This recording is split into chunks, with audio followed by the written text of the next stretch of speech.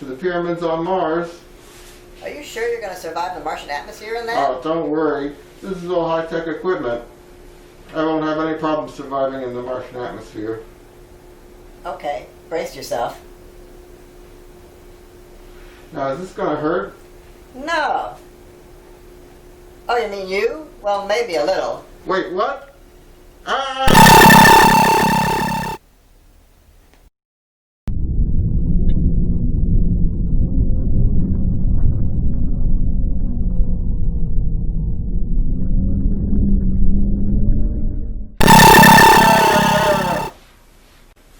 Oh boy, I made it.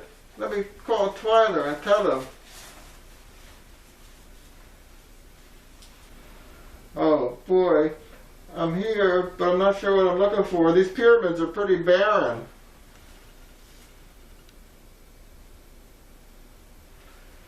Oh, what's this here? Ooh, it's a flash drive, and it says Project Duhst Buhster on it. This must be what we're looking for. I'm gonna tell Twyla to beam me on up.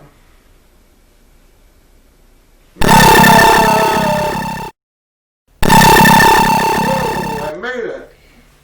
Alright. You know, I just remembered.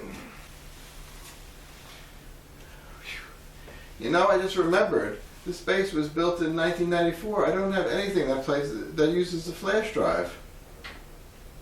Looks like you'll have to wake up Felix 4000. Oh, we're going to have to wake up Felix 4000? Oh, that a-hole try to kill me. Well, maybe you'll get lucky this time. Oh, stop it. I'll go get him. Hey, what's up, Earth? It's Spaceman Matt, and I know I'm way behind in my Star Trek Discovery reviews, but I'm here to review now the third and fourth episode of Season 3 of Star Trek Discovery. The episodes are People of Earth and Forget Me Not. Now, this story arc is really a two-parter, although it's not given a Part 1 and 2 designation, so they kind of tricked me again.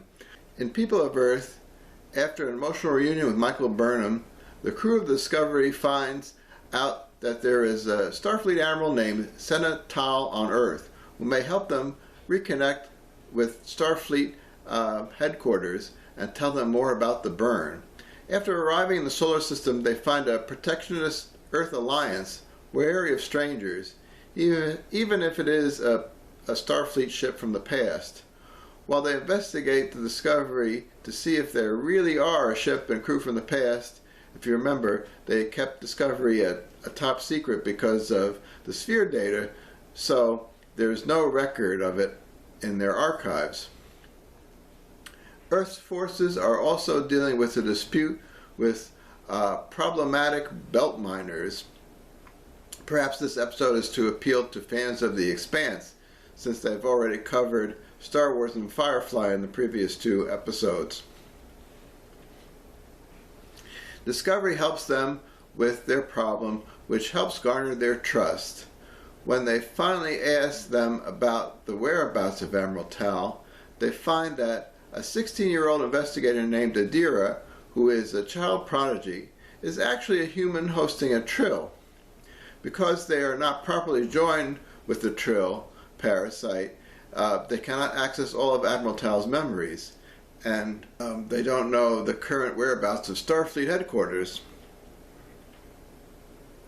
The Discovery now has to go to the Trill homeworld to help Adira get those memories back. In Forget Me Not, we learn that the Trill are having problems of their own on their homeworld.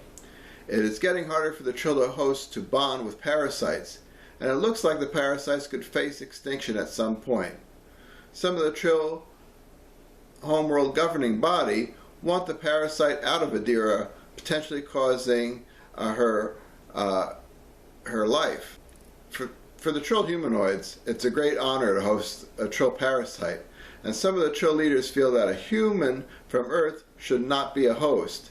A sympathetic Trill priest helps them with the bonding ceremony, which was probably first shown on Deep Space Nine, if I recall correctly.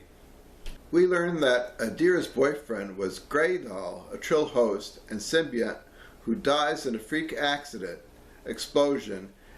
In order to save his Trill parasite, Adira has it implanted in her body.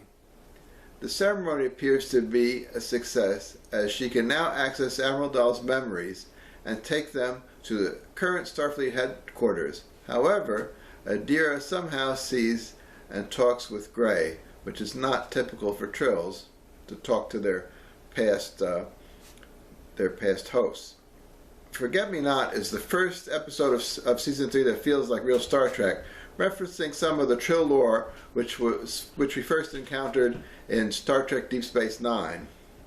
It would have been great fan service if the Trill decks from Deep Space Nine could have made an appearance, but perhaps that would be too coincidental and more appropriate for lower decks, which seems to be the Trek to watch if you want fan service. I remember the Star Trek producers making a big deal in a press release about the actor playing Adira being gender non-binary, and the actor playing Gray being a transgender man. It was a little cringy for me that for a couple of episodes they referred to Adira as she before she finally corrects them in episode 8. I think so. She's gender non-binary, and they prefer that others use the pronoun they when referring to them. Overall, I think it's great that they added these actors to the cast. However, I think it would be more beneficial to have these types of characters in contemporary drama, and this way we could learn more about these types of people and how to interact with them in our daily lives in a respectful manner. Also, I hope that in the far future, where they have things like portable transporters, if someone were not comfortable with their natural gender assignment, they could adjust that with by scientific means. I'm not sure for a gender non-binary person that they would want to pick a gender or be a hermaphrodite or be genderless, but you think by the far future they could work out something like for them. The same thing with transgender people. I would think they could change their gender in a more substantial, permanent way without having to take hormone injections and stuff like that. The other thing about Adira is that she seems to be yet another nerdy genius character similar to Tilly. I'm wondering if Mary Wiseman is going to make it to the end, season 4. I mean, how many of these same types of characters do they really need? The remaining Discovery crew seems to be a little human heavy, with characters either not having distinct personalities or having this nerdy type personality. And while I always like a nerdy character to identify with, I think they have to be balanced out by other types of characters. Well, that's all I have to say about these 2 episodes. Let's see if I can catch up with the rest of the series, as well as my ongoing story arc about Project Duhst Buhster. See you next time. Subscribe to Spaceman Matt's Sci-Fi vlog today. The fate of the world depends on it, I guess.